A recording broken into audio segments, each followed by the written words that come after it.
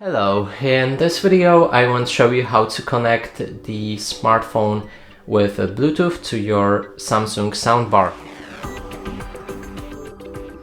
And to do this, first we'll need to change a source and simply click on the remote on this button right here until you see BT.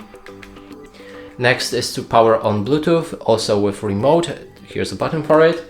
Make sure that it says on the Bluetooth, on the wireless, on the soundbar display. Now we can move on to my smartphone right here. We want to enter Bluetooth settings, scroll down for the available devices and select Bluetooth soundbar. It should begin connecting, and when it's paired we'll be able to use it. And that's it for this video. Hope you like it. Please consider subscribing to our channel, leave a like and a comment below.